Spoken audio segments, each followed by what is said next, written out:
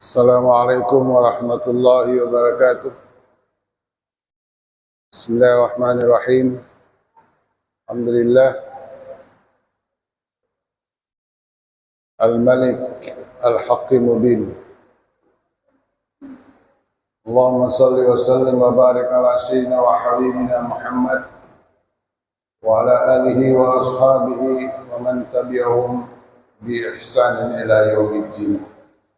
Allahumma rabbi zidna ilma warzuqna fahma wa zaina bi akhlaqi habibina Muhammadin sallallahu alaihi wasallam. Allahumma amin. Jamaah salat zuhur yang dirahmati Allah dan yang saya muliakan. Alhamdulillah, senantiasa kita memuji Allah yang Maha Kuasa yang menciptakan kita dan memelihara kita dan memberikan nikmatnya yang tidak pernah putus sekejap mata pun. Semoga kita menjadi hamba Allah yang bersyukur kepada-Nya. Amin. Selawat dan salam kita aturkan kepada junjungan Nabi besar kita Muhammad SAW. Semoga kita menjadi pengikut setia beliau, diberikan kekuatan oleh Allah untuk meneladani akhlak beliau dan dapat rezeki di akhirat bisa berjumpa dan mendapatkan syafaatnya. Amin. Ya Rabbal Alamin. Jamaah salat zuhur yang saya hormati, pendengaran Darussalam, sahabat iman ampun berada yang saya muliakan. Kemarin khutbah Jumat saya sampaikan bahwa sesuai dengan pesan atau hikmah yang pertama disampaikan seorang suri besar Ibnu Athaillah As-Sakandari, kita diharapkan tidak berpegang kepada amal, karena berpegang kepada amal itu akan mengalami kurangnya harap, kurangnya raja pada saat terlibat dalam kesalahan dan dosa. Jangankan kepada amal baik saja, berkurangnya amal baik saja sudah mulai kurang harapan kita. Karena andalan kita adalah amal. Penekanannya di situ adalah sandaran kita, tujuan kita, sasaran kita hidup di dunia ini hanya ingin mendapat ampunan dan rahmat Allah. Dalam hal ini para nabi memohon kepada Allah supaya dikategorikan menjadi hamba Allah yang saleh. Yang saleh artinya benar-benar melaksanakan perintah dan menjauhi larangannya, beramal dengan sungguh-sungguh, bukan karena untuk mendapatkan surga, bukan karena untuk menghindari neraka, tetapi Allah Subhanahu wa Ta'ala menjanjikan surganya itu adalah karena karunia-Nya dan rahmat-Nya. Ibu bapak yang saya hormati, di dalam kitab Jauharatul Tauhid pengarang menyebutkan, Allah yarhamu, iyusibna fabimahdil fadl wa iyu'adzib fabimahdil a'adz. Jika Allah memberikan pahala terhadap amal kebaikan kita, maka itu adalah semata-mata karunia Allah. Dan jika Dia menyiksa karena perbuatan dosanya, itu semata-mata karena keadilan Allah. Allah bersikap adil. Ibu bapak yang saya hormati, dalam persoalan ini kita kadang-kadang salah dalam memahami apa yang kita lakukan selama ini dijadikan sebagai amal yang diandalkan untuk memperoleh surga. Sehingga disebutkan oleh almarhum Ramadan Al-Muti bahwa amal itu laisa samanan bidukhulil jannah. Amal itu bukan tiket untuk masuk surga. Nah, pertanyaan yang muncul secara fakta dan nyata, orang yang beramal itu berhak untuk memperoleh pahala. Orang yang beramal baik berhak untuk memperoleh surga. Nah itu. Dan itu kita pahami secara umum. Orang yang beramal dijanjikan pahala. Orang yang beramal saleh dijanjikan masuk surga. Tetapi kalau kita berpikir dan renungkan persoalan itu, sebenarnya tidak demikian. Karena kenapa? Berarti kalau karena amal kita yang kita andalkan untuk masuk surga, berarti kita berikan harga terhadap surga itu. Berapa harganya? Sesuai dengan amal kita. Berapa amal kita? Sangat sedikit. Toh kalau banyak tidak sesuai dengan apa yang mau diberikan oleh Allah di dalam surga. Itu persoalan. Oleh karena itu tentu sangat jauh berbeda. Sangat jauh berbeda apa yang kita pahami selama ini. Contohnya, kalau kita punya uang, kita kumpulkan hasil usaha kita beramal, kita bekerja, lalu kita tabung, lalu kita beli sebuah katakanlah istana. Kita beli sebuah villa atau istana, dan setelah dinegosiasi dibayar, maka istana itu kita miliki. Orang yang tinggal di istana itu tidak berhak, karena yang punya hak yang membeli. Apakah seperti itu kita beramal? Oleh Ibnu Atta As-Sakandari dalam hikmahnya ini diingatkan kepada kita bahwa sangat jauh berbeda antara transaksi yang terjadi antara manusia dengan manusia dengan transaksi pahala yang diberikan oleh Allah dan hambanya. Apa perbedaannya? Kita bekerja, kita sendiri yang bekerja, mencari uang. Hasil uang itu baru kita beli istana, beli villa besar. Dan setelah itu nggak ada lagi hubungan dengan yang punya. Bahkan kalau orang yang punya itu masih tinggal di tempat istana itu, kita usir. Karena kenapa? Karena sudah pindah hak, pindah pemilik. Tetapi antara Allah dengan hambanya sungguh sangat jauh berbeda. Kita dapat pahala, kita beramal, contohnya salat, puasa dan seterusnya. Seluruh amal kebajikan tidak mungkin kita lakukan kalau Allah tidak memberikan hidayah kepada kita. Tidak mungkin. Salat tidak mungkin kita laksanakan kalau Allah tidak memberikan hidayah. Masih banyak ada orang yang meninggalkan salat, berani meninggalkan salat karena kesibukannya, karena alasan-alasan yang tidak masuk akal, karena ketidakpengertiannya sebagai hamba Allah. Puasa juga begitu, apalagi 1 bulan. Tidak semua orang bisa melakukan dengan baik. Toh kalau ada yang melakukan mungkin merasa berat. Demikian juga ibadah lainnya, ibadah haji. Ada orang diberikan rezeki sampai hari ini nggak berangkat-berangkat. Katanya sih mau berangkat nanti langsung aja bayar cash. Begitu dilihat angkanya $23.000 nggak mikir dia. Uang yang kemarin dikumpulkan sudah habis juga. Karena memang nggak ada keinginan. Siapa yang memberikan hidayah? Siapa yang menggerakkan hati kita? Siapa yang memberikan modal?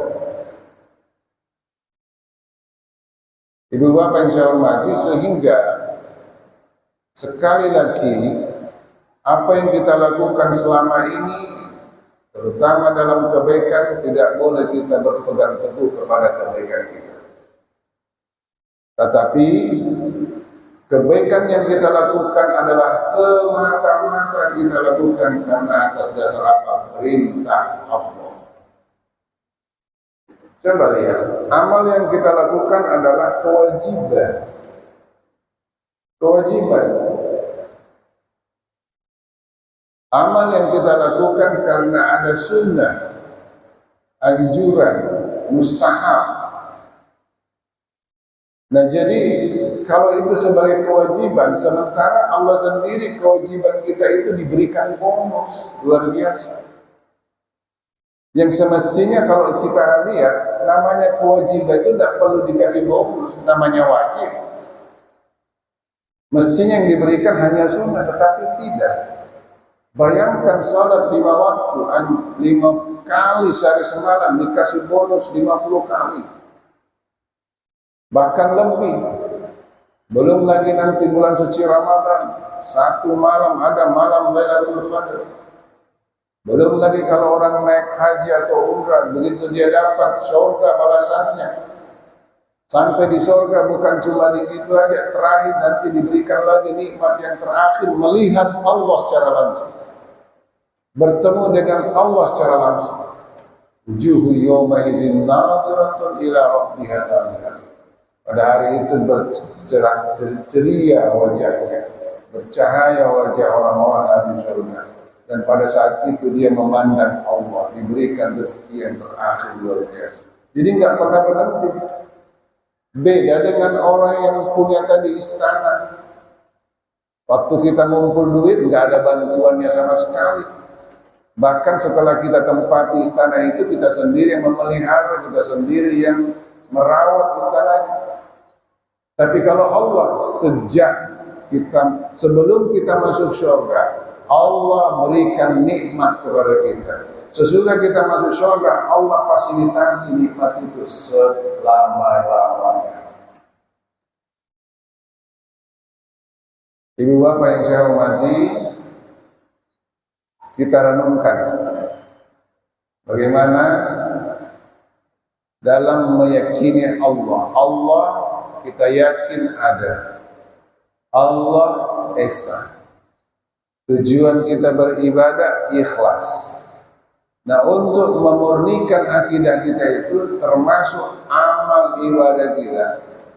Kita murnikan berdasarkan tauhid, mengesakan Allah. Apa buktinya? Ketika muazzin mengatakan hayya 'alas shalah, jawaban kita apa?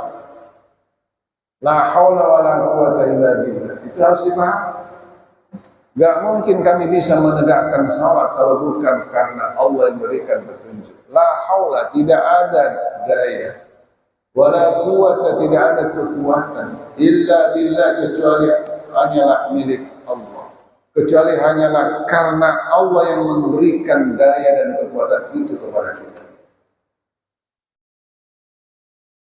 Jadi kalau kita andalkan amal kita, jadikan apa bayaran untuk memperoleh surga, enggak pantas.